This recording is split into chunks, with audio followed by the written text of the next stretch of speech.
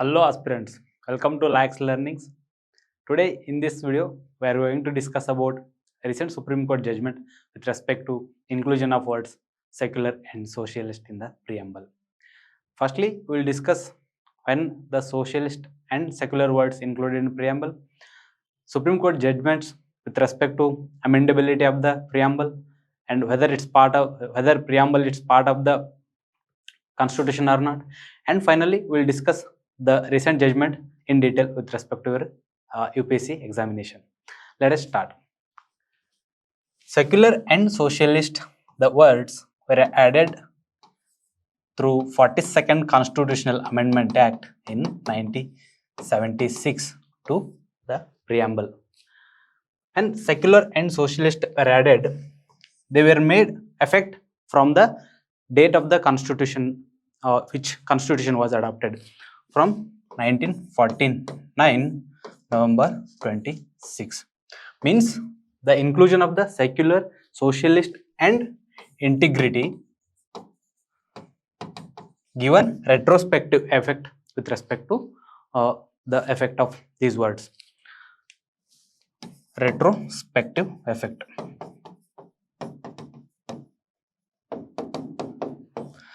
But question arises whether the preamble is part of the constitution or not, whether preamble can be amended or not. With respect to that, Supreme Court given various judgments. First is that Beru Bari Union case. In this case, Supreme Court had said that preamble is not part of the constitution. Preamble is not part of the constitution. In secondly, Keshwanand Bharathi case of 1973.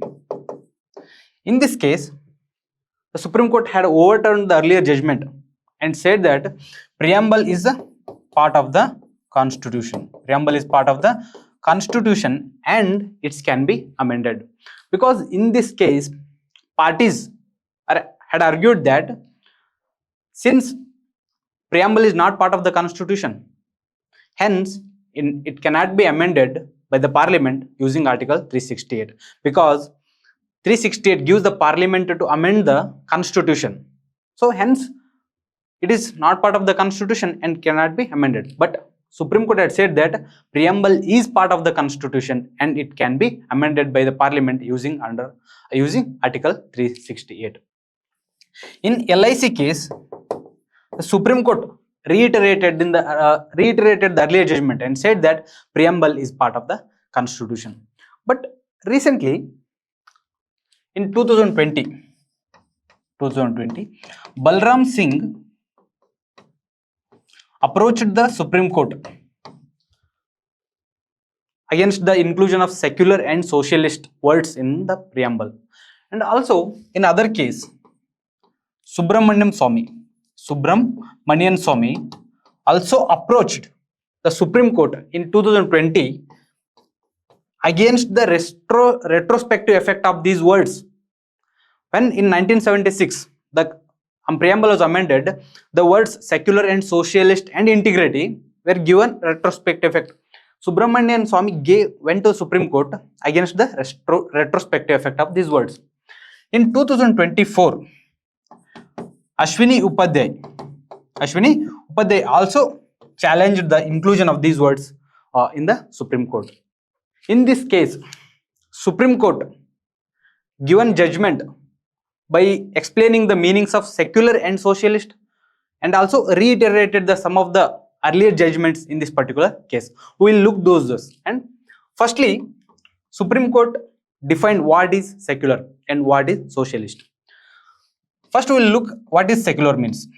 Secular in literal is separate, means separate.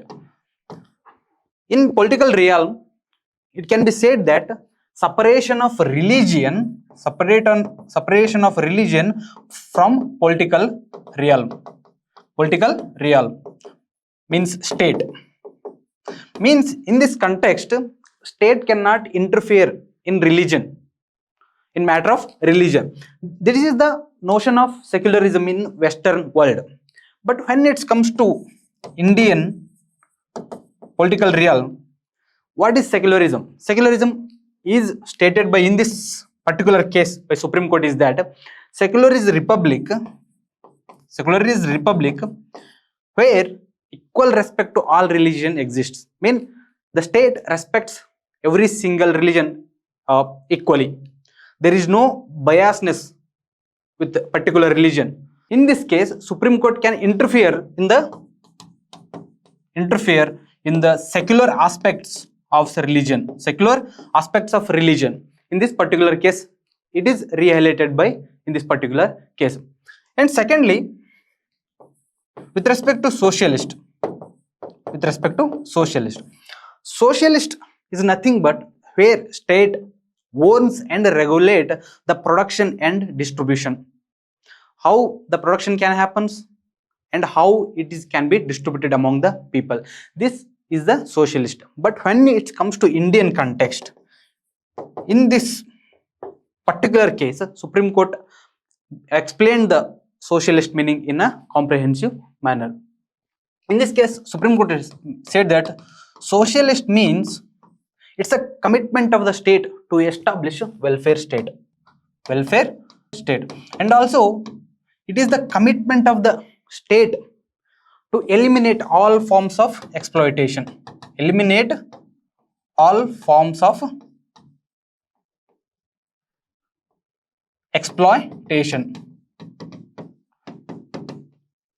And also socialist is also a commitment of the state to give equal opportunity for all the people in the country. This is the meaning of the socialist as explained by the Supreme Court in this particular case. Secondly, Supreme Court also said that Constitution is a living document and is open to the changes. Means Constitution changes according to the changes happens in the society. Means it can be changed as society desires. So this is the highlighted by Supreme Court. And also said that secularism is a basic structure, part of the basic structure of the Constitution. It was also highlighted in earlier by Supreme Court in S.R. Bommai case. In this case, Supreme Court reiterated that secularism is basic part of the Constitution and it will stay in the preamble. And fourthly, Supreme Court in this judgment had said that if an amendment gives retrospective effect, it wouldn't restrict the power of the Parliament to amend any part of the Constitution under Article 368. Means the Parliament can amend any part of the Constitution and can give it from a retrospective effect. And also Supreme Court in this judgment highlighted that Supreme Court had unquestionable power to amend Article 360 amend the part any part of the Constitution under 368 in 1976. Means it had unquestionable power in 1976 to amend any part of the Constitution. And also in this case, Supreme Court reiterated the earlier judgments and said that preamble is inalienable part of the Constitution. Means preamble is part of the Constitution, hence it can be amended and can be include any words or any things in the preamble. It is today's Supreme Court judgment with respect to preamble. Hence, through this judgment, Supreme Court tried to preserve and also promote the diverse nature of the country, because Indian ethos, unity in diversity is a main thing in the Indian context. In this case, tried to protect and promote this unity and diversity. And also Supreme Court highlighted that there should be equal opportunities, and also equal opportunities should be there to establish a welfare state in India. Thanks for watching the video. Stay tuned for more such videos. Thank you.